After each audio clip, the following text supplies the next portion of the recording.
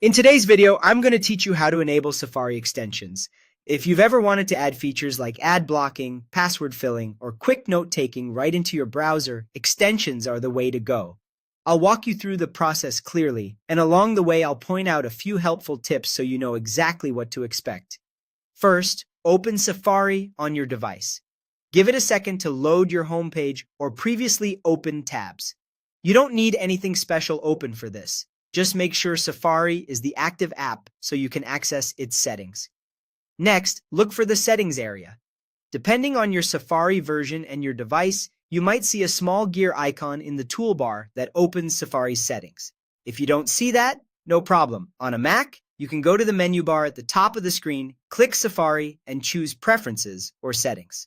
Apple has been transitioning the name from Preferences to Settings in recent versions, but both take you to the same place. Go ahead and click Preferences or Settings if that's what you see. A new window will appear with several sections along the top or in a sidebar. This is where you control everything from privacy to search behavior. For our purpose today, we're heading straight to the extension section. Click Extensions. You'll see a list of extensions that are already installed. If this is your first time here, the list might be short or even empty, and that's okay. Selecting any extension in the list will show you details on the right, like what it does and what permissions it needs. This is a great moment to read the description so you know exactly how the extension interacts with websites.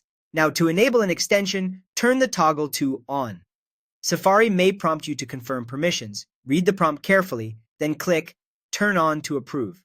If your extension offers site access controls, you may see options like allowing it on specific sites or on all websites. Choose what makes sense for your workflow and your comfort level with privacy. You can change these choices anytime. Once enabled, you might notice a new icon in the Safari toolbar. Click it to use the extension or to manage quick settings.